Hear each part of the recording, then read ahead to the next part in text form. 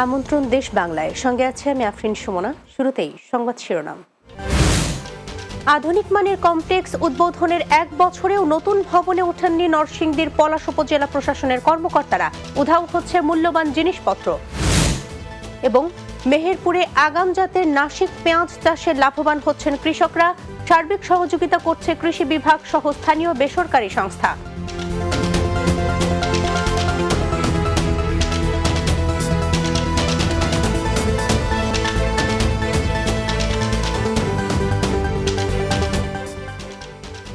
শিরোনাম শুনছিলেন, এবার বিস্তারিত।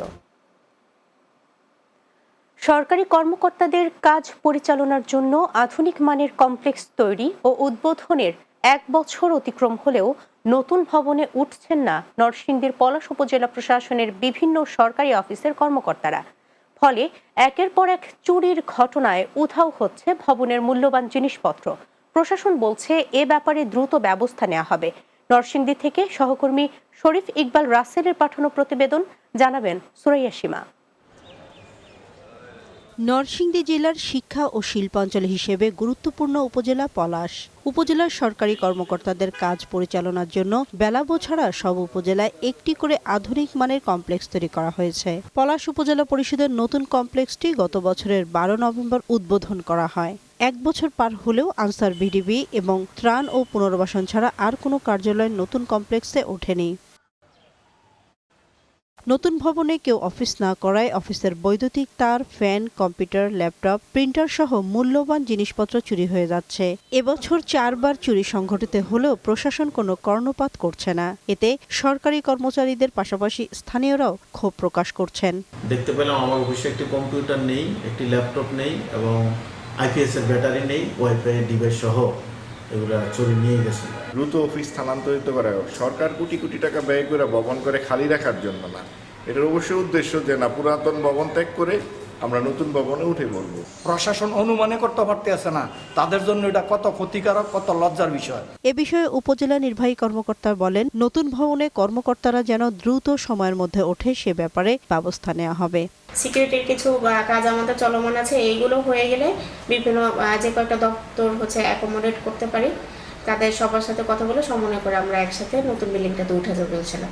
সরকারের কোটি টাকা ব্যয় নির্মিত নতুন উপজেলা পরিষদের সকল কর্মকর্তা নিয়মিত অফিস করার পাশাপাশি চুরির ঘটনার সুষ্ঠু তদন্ত দাবি করেন স্থানীয়রা। Desk report, Bangla TV. নরসিংদীতে জেলা পর্যায়ে গ্রাম আদালত বিষয়ক সচেতনতার প্রচার কার্যক্রমে স্থানীয় অংশীজনদের অংশগ্রহণ ও করণীয় শীর্ষক সমন্বয় সভা অনুষ্ঠিত হয়েছে। নরসিংদী জেলা প্রশাসক কার্যালয়ে এই সভা অনুষ্ঠিত হয়। জেলা প্রশাসন কার্যালয়ের স্থানীয় সরকারের উপপরিচালক মৌসুমী সরকার রাখির সভাপতিত্বে এতে প্রধান অতিথি ছিলেন জেলা প্রশাসক মোহাম্মদ রাশেদ হোসেন চৌধুরী। এ সময় বক্তব্য রাখেন জেলা সমাজ সেবা অধিদপ্তরের উপপরিচালক মাসুদুল হাসান তাপস সহ অন্যরা।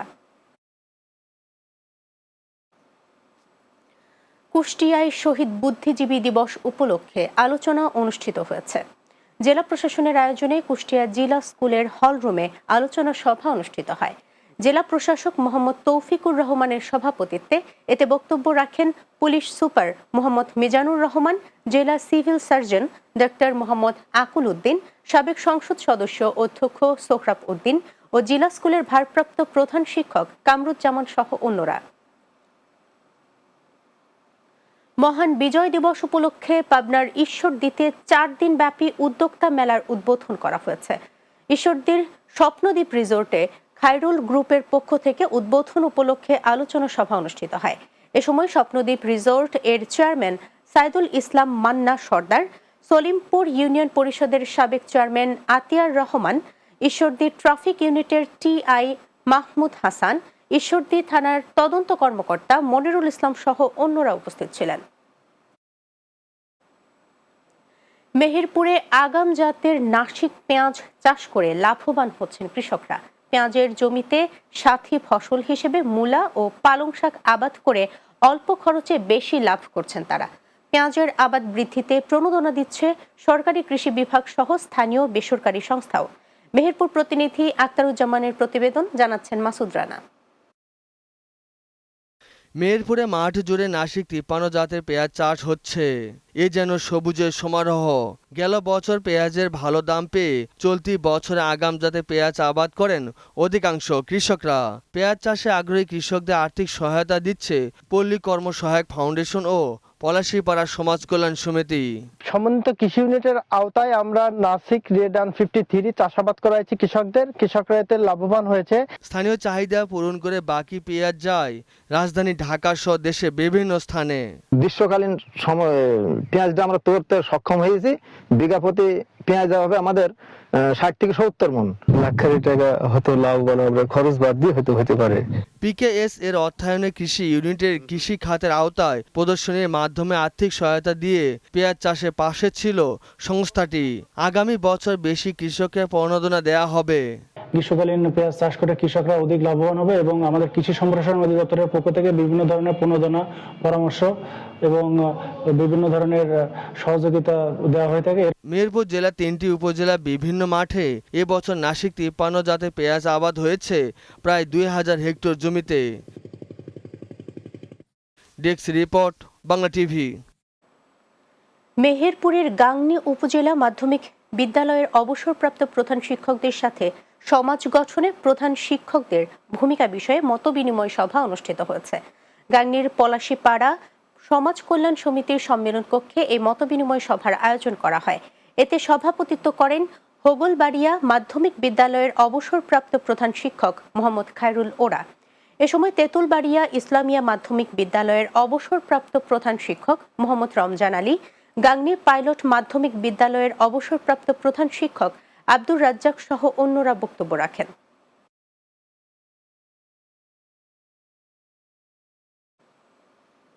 দেশ বাংলায় এ পর্যায়ে নিচ্ছে একটা বিরতি। ফিরে আসার পর অন্যান্য সংবাদের সাথে আরো যা থাকছে। ফেনীতে অভিযান চালিয়ে গাঁজা উদ্ধার সহ 2 জন মাদক কারবারি গ্রেফতার, র‍্যাব 7 আটক করে তাদের।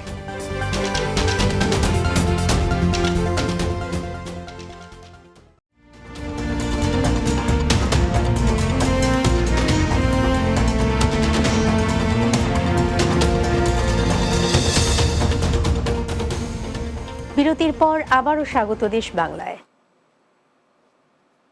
মাদক বিরোধী অভিযানে 44 কেজি গাঁজা উদ্ধার সহ 2 জন মাদক কারবারিদের গ্রেফতার করেছে র‍্যাব 7 চট্টগ্রাম ফেনী ক্যাম্প। ঢাকা চট্টগ্রাম মহাসড়কের ফতেহপুর এলাকা থেকে তাদের গ্রেফতার করা হয়েছে। র‍্যাব জানায়, ঢাকা চট্টগ্রাম মহাসড়কের ফতেহপুর এলাকায় মাদক নিয়ে গাড়িতে ওঠার জন্য অবস্থান করছে। এই তথ্যের ভিত্তিতে র‍্যাব সেখানে পৌঁছালে তারা পালানোর চেষ্টা করে। পরে র‍্যাব ধাওয়া করে তাদের আটক করে। আটকরা হলেন কক্সবাজার জেলার কুতুবদিয়া পাড়ার গোলাম কুদ্দুসের ছেলে মনিরুদ্দিন ও একই জেলার ঈদগাহ মাইচ পাড়ার জাহাঙ্গীর আলমের ছেলে মোহাম্মদ ভুট্টো। নোয়াখালীর ঐতিহ্যবাহী শিক্ষা প্রতিষ্ঠান বেগমগঞ্জ সরকারি পাইলট উচ্চ বিদ্যালয়ের প্রাক্তন শিক্ষকদের সম্মাননা প্রদান করা হয়েছে। বিদ্যালয়ের হলরুমে পাইলটিয়ান 2002 ব্যাচের আয়োজনের এবং অ্যালামনাই অ্যাসোসিয়েশনের সার্বিক সহযোগিতায় এ সম্মাননা প্রদান করা হয়। বিদ্যালয়ের ভারপ্রাপ্ত প্রধান শিক্ষক ইসমাইল হোসেনের সভাপতিত্বে এতে প্রধান অতিথি ছিলেন সাবেক শিক্ষক ও অ্যালামনাই অ্যাসোসিয়েশনের সভাপতি বাদশাহ আলম। এ সময় চৌমুহনী সাধারণ ব্যবসায়ী সমিতির কার্যকরী সভাপতি মুর্শেদুল আমিন ফয়সাল সহ অনেকে বক্তব্য রাখেন। আউট অফ চিলড্রেন এডুকেশন প্রোগ্রামের মৌলভীবাজারের বড়লেখা উপজেলা ইউআরডি নির্বাহী মহাপরিচালক রবীন্দ্রচন্দ্র রায়ের বিরুদ্ধে 70 স্কুলের শিক্ষক শিক্ষিকার বকেয়া বেতন ও ঘর ভাড়া, ঈদ বোনাস সহ বিভিন্ন দাবিতে মানববন্ধন ও প্রতিবাদ সভা অনুষ্ঠিত হয়েছে। বড়লেখা পৌর শহরের পাখিওয়ালা আউট অফ চিলড্রেন এডুকেশন প্রোগ্রামের উপানুষ্ঠানিক স্কুলের অফিসের সামনে মানববন্ধন করেন শিক্ষক শিক্ষিকারা। আগামী 20 ডিসেম্বরের মধ্যে দাবি পূরণ করতে কর্তৃপক্ষকে আলটিমেটাম দেন তারা। বড়লেখা উপজেলা ইউআরডি নির্বাহী মহাপরিচালক রবীন্দ্রচন্দ্র রায় সাথে যোগাযোগ করা হলে তিনি বলেন 26 তারিখের মধ্যে 3 মাসের বেতন দেওয়া হবে। বাংলাদেশ দলিল লেখক সমিতি মানিকগঞ্জ জেলা শাখার সম্মেলন অনুষ্ঠিত হয়েছে। শনিবার জেলা সাব রেজিস্ট্রার কার্যালয়ে এ সম্মেলন অনুষ্ঠিত হয়। মানিকগঞ্জ সদর দলিল লেখক সমিতির সভাপতি মোহাম্মদ দেলোয়ার হোসেনের সভাপতিত্বে এ সময় সমিতির সাধারণ সম্পাদক মোহাম্মদ আয়ুব আলী, মানিকগঞ্জ জেলা রেজিস্ট্রার মোহাম্মদ জাহিদ হোসেন সহ অন্যরা বক্তব্য রাখেন।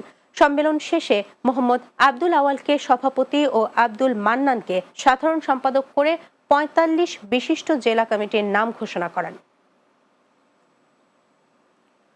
উন্নত, আধুনিক ও টেকসই প্রযুক্তির লক্ষ্য নির্ধারণে নারায়ণগঞ্জের রূপগঞ্জে গ্রিন ইউনিভার্সিটি অব বাংলাদেশে সাস্টেইনেবল টেকনোলজিস ফর ইন্ডাস্ট্রি 5.0 শীর্ষক আন্তর্জাতিক সম্মেলন অনুষ্ঠিত হয়েছে। 2 দিন ব্যাপী এই সম্মেলনে বাংলাদেশ ছাড়াও যুক্তরাজ্য, যুক্তরাষ্ট্র, চীন, জাপান ও ডেনমার্ক সহ বিশ্বের 32টি দেশের বিজ্ঞানী, প্রকৌশলী ও গবেষকরা অংশ নিয়েছেন। এতে প্রধান অতিথি ছিলেন বঙ্গবন্ধু শেখ মুজিবুর রহমান বিজ্ঞান ও প্রযুক্তি বিশ্ববিদ্যালয়ের উপাচার্য অধ্যাপক ডক্টর হোসেন উদ্দিন শেখর। এ সময় বক্তব্য রাখেন গ্রিন ইউনিভার্সিটির উপাচার্য অধ্যাপক ডক্টর মোহাম্মদ শরীফ উদ্দিন সহ অন্যরা। শেষ করছি দেশ বাংলা, যাবার আগে শিরোনামগুলো জানিয়ে দিচ্ছি আরও একবার। আধুনিক মানের কমপ্লেক্স উদ্বোধনের 1 বছরেও নতুন ভবনে ওঠেনি নরসিংদীর পলাশ উপজেলা প্রশাসনের কর্মকর্তারা, উধাও হচ্ছে মূল্যবান জিনিসপত্র। মেহেরপুরে আগাম জাতের নাসিক পেঁয়াজ চাষে লাভবান হচ্ছেন কৃষকরা, সার্বিক সহযোগিতা করছে কৃষি বিভাগ সহ স্থানীয় বেসরকারি সংস্থা। এবং ফেনীতে অভিযান চালিয়ে গাঁজা উদ্ধার সহ 2 জন মাদক কারবারি গ্রেপ্তার, র‍্যাব 7 আটক করে তাদের।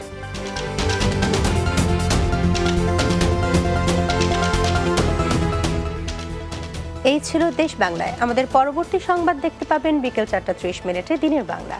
দেখার আমন্ত্রণ রইল। এতক্ষণ সঙ্গে থাকার জন্য ধন্যবাদ সবাইকে।